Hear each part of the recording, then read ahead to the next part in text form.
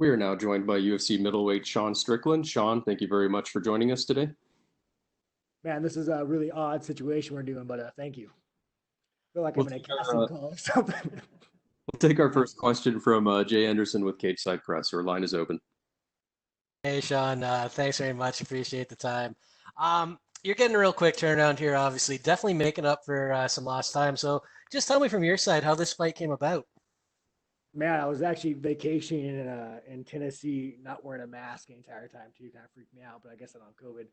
So I was on vacation in Tennessee, just going hiking, and then I literally land in LAX, not wearing a mask. I land in LAX, and Mick calls me and was like, "Hey, do you want to fight?" And I was like, "Man, I've been eating barbecue for a week. I don't really think I can make weight."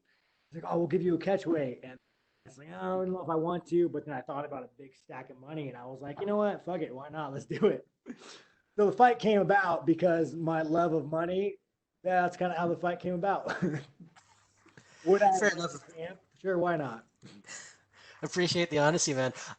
Obviously not a lot of time to prepare here. So what is the approach? Have you just focused on yourself? Do you just, study any tape you can get, or how do you go about it?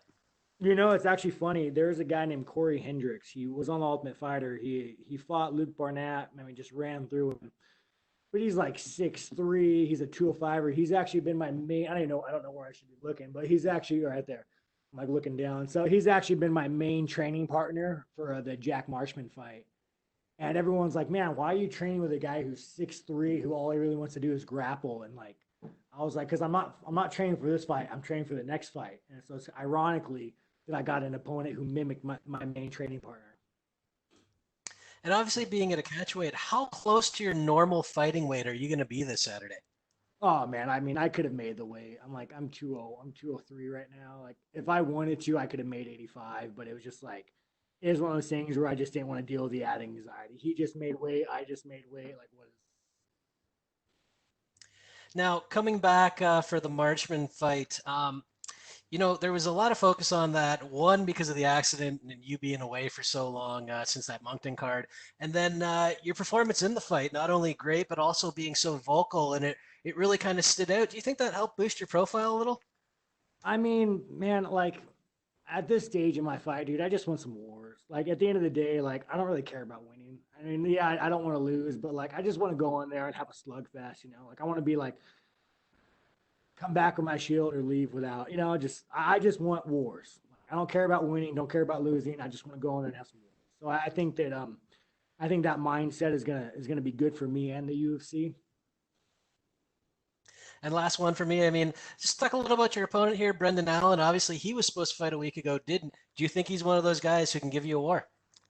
Oh man, I don't even think Bruton's that good. I just think he's tough as shit. Like he's you watch him fight. So you watch him fight, and the guy just eats shots and keeps coming forward. I think his biggest attribute is like the fact that he is so durable and tough. So it's like you don't beat this man by sticking and moving. Like you only come out with a W by a war with this guy. So I think it has the potential of being one of the best fights on the card, unless he wants to fucking do takedowns and be a little pansy about it. But he's been working a lot of kickboxing, so I'm sure he's gonna want to kickbox for a while. So yeah, it's gonna be a fucking war. I'm excited. All right, thanks very much. Looking forward to it. Welcome back. We'll go next to Mike Bond with USA Today. Your line is open. Hey Sean, you said after the fight with Jack, and you kind of just reiterated a bit there that you weren't really focused too much on climbing the rankings or picking fights or this, that, and the other thing. After all the time off, you just really wanted to get in there and, like you said, have wars and give exciting fights. Was that a large part of the motivation, getting back in there, not really caring too much about the outside Well, circumstances and just stepping up for the moment and the stack of money? my management said, "Hey Sean, when would you like to fight again?" And I said, "Oh, January would be cool." And then it was like, "Well, how about a week?" Honestly, man, like I've been training since I was like 14, 15, every day of my life. I've been training like nonstop. Fight now, fight in 2 months. It don't matter. Like I'm at my peak performance. He's at his peak performance. And yeah, dude, a stack of money. Like if there's no money, I wouldn't be doing this. Like I'd be fighting him in the streets. But yeah, the stack of money is the big factor.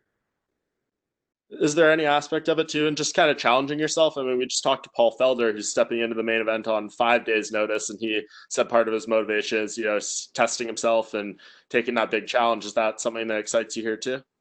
Nah, man, I don't care, dude. I just want to go in and have a slugfest through the challenge. Like, it don't mean anything to me. Like, it's just MMA. It don't mean anything. I've been doing this for so long. Like, I'm not gonna like hype it up and say mentally it's about this. Like, I just want to bang, dude. I just want to go in there and have a good fight, have a good war, get some fans that like me, and then that's it. I don't care about the notice, the ranked. I don't give a fuck. Respect to that, man. All right, appreciate it. Sure. We'll take our final questions from Patrick Prokolski with TVP Sport. Your line is open.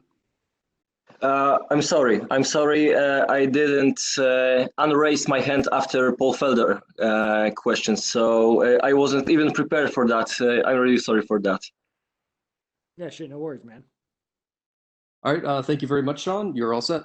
I appreciate that. Thank you.